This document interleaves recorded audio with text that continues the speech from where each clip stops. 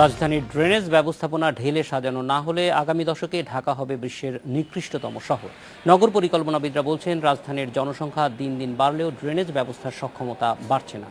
যাও আছে তাও সংস্কার হয় না। এই অবস্থা চলতে থাকলে কয়েক দশক পর ঢাকা শহর বসবাসেরই অযোগ্য হয়ে পড়ার আশঙ্কা আছে।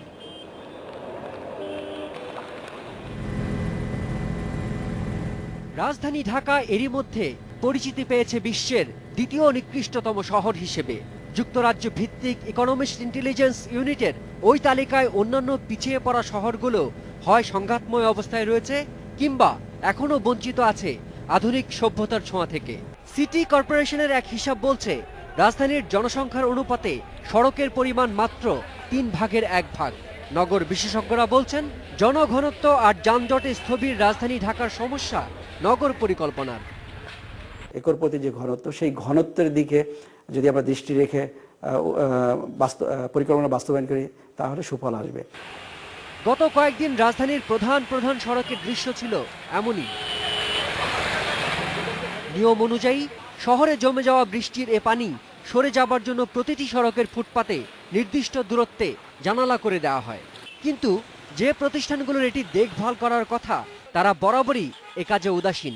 বিশেষজ্ঞরা বলছেন, শহরের ড্রেনেজ ব্যবস্থাপনাকে যদি আধুনিক করা না হয় তবে কয়েক দশক পর রাজধানীর অধিকাংশ ভবনের নিচতলা আর বাসযোগ্য থাকবে না।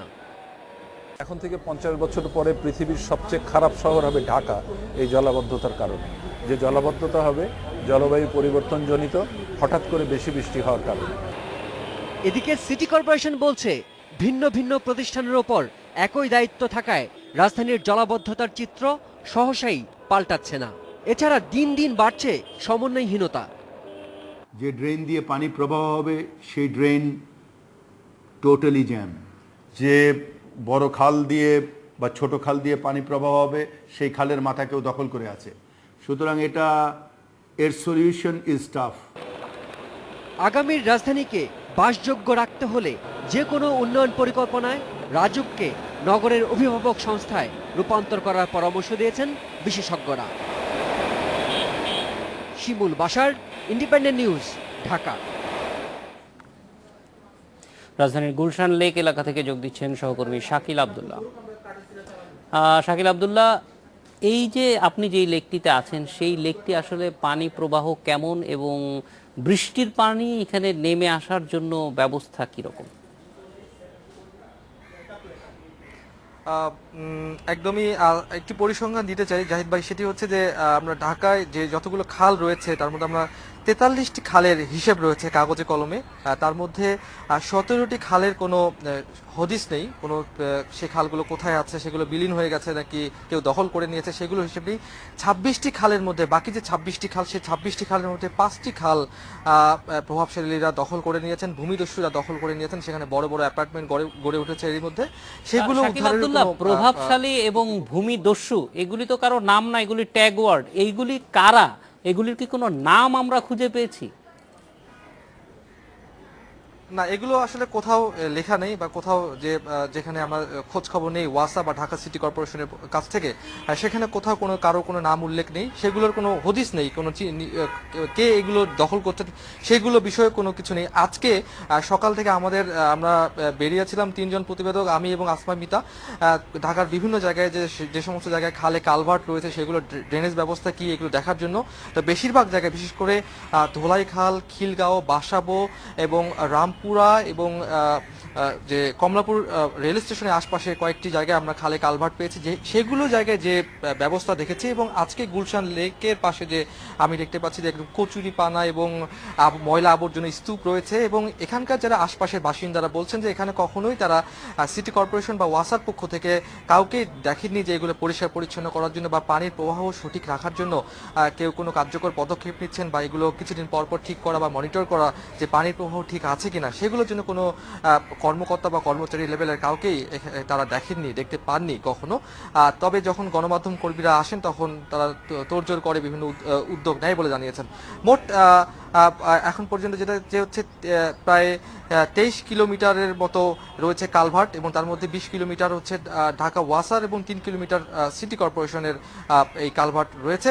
এবং বেশিরভাগ কালভার্টেই ড্রেনেজ ব্যবস্থার যেমন রয়েছে অব্যবস্থাপনা, তেমনি যে সমস্ত জায়গায় ময়লা আবর্জনা, আপনি জানেন যে ঢাকা শহর সবাই আসলে যতগুলো ময়লা আবর্জনা স্তূপ সিটি কর্পোরেশন থেকে শুরু করে সবাই খালের মধ্যে ফেলেন, এবং যার কারণে খালের যে সমস্ত মুখ রয়েছে সেই সমস্ত মুখে ময়লা আবর্জনা এবং পলিথিন ঢেকে থাকে, যার কারণে কিন্তু পানির প্রবাহ এক জায়গা থেকে আরেক জায়গায় যাওয়ার কোনো শাকিল আব্দুল্লাহ, এই ময়লা আবর্জনা বিশেষ করে পলিথিন যেগুলি প্রবাহকে বন্ধ করতে পারে সেগুলি দেখার জন্য সিটি কর্পোরেশন বা ওয়াসার কি নির্ধারিত কোনো মানুষ আছে যে নিয়মিতভাবে অন্তত বর্ষাকালে এগুলি দেখবেন?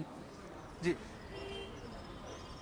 না, আমরা জানি যে ঢাকা উত্তর সিটি কর্পোরেশন এবং ঢাকা দক্ষিণ সিটি কর্পোরেশনে ড্রেনেজ ব্যবস্থাপনা নিয়ে বিভাগ রয়েছে, আলাদা আলাদা দুটি সিটি কর্পোরেশন দুটি করে, এবং সেখানে আমরা সেই ড্রেনেজ ব্যবস্থা, আমিও আজকে ঢাকা দক্ষিণ সিটি কর্পোরেশন এলাকায় ছিলাম, সেখানে বিভিন্ন বিষয় নিয়ে আমি কথা বলার চেষ্টা করেছিলাম, অনেকের সাথে কথা বলেছি জলাবদ্ধতা এবং শাকিল আব্দুল্লাহ, আপনাকে অনেক ধন্যবাদ আমাদের সঙ্গে যোগ দেওয়ার জন্য।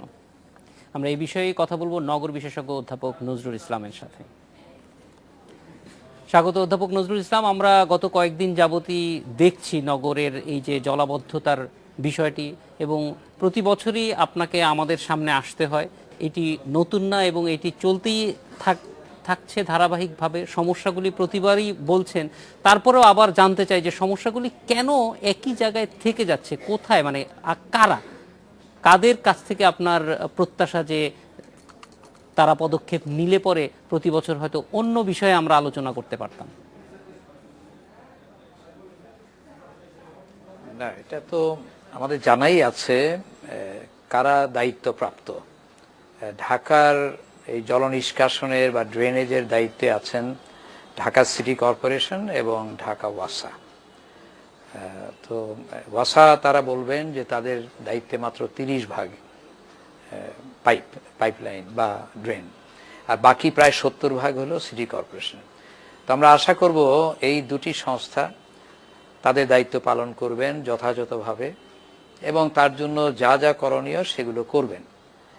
যা যা করণীয়র মধ্যে অবশ্যই পড়ে যে তারা একটা পরিকল্পনা নেবেন, মহাপরিকল্পনাও নেবেন, যে দীর্ঘমেয়াদী এবং স্বল্পমেয়াদী তদারকি করা এবং সংরক্ষণ করা, মনিটরিং ইত্যাদি। তো সেগুলো তো করতেই হবে, এবং সেই পরিমাণ তাদের জনবল থাকতে হবে, দক্ষতা থাকতে হবে, আন্তরিকতা থাকতে হবে। প্রশাসনিক যে ব্যবস্থা সেটি সুদৃঢ় হতে হবে। সংক্ষেপে আজকাল আমরা বলি না, সুশাসন থাকতে হবে। যে কোনো একটা সেবা বা দায়িত্ব পালনের জন্য উপর থেকে নিচ পর্যন্ত যে ব্যবস্থাপনা সেটি সঠিক হতে হবে। তো এইখানে বারবার আলোচনা হয়, এবং গত 29 তারিখে ঢাকা দক্ষিণ সিটি কর্পোরেশন মাননীয় মেয়র সাইদ খোকন তিনি চমৎকার একটি ডায়ালগের ব্যবস্থা করেছিলেন, যেখানে বিশেষজ্ঞরা ছিলেন এবং উত্তরের মেয়রও ছিলেন। সেইখানে কিন্তু বুয়েটের প্রফেসর ডক্টর মুজিবুর রহমান এত সুন্দরভাবে পুরো বিষয়টির উপস্থাপনা করলেন, সমস্যাগুলো চিহ্নিত করলেন এবং সুপারিশও করলেন কিভাবে কি করা যায়। আমরা যারা ছিলাম আমরা সবাই মিলে আলোচনাও করলাম। এগুলো কিন্তু সবই চিহ্নিত। তারপরে হচ্ছে না কেন?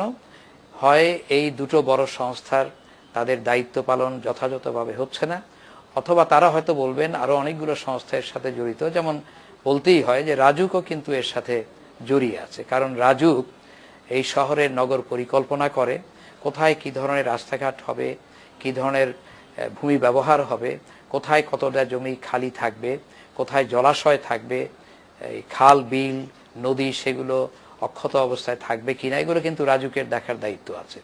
সুতরাং কমপক্ষে সিটি কর্পোরেশন দুটো এখন, এবং ওয়াসা, আর তার সাথে হলো রাজুক, আরও কিছু সংস্থা হয়তো থাকতেই পারে।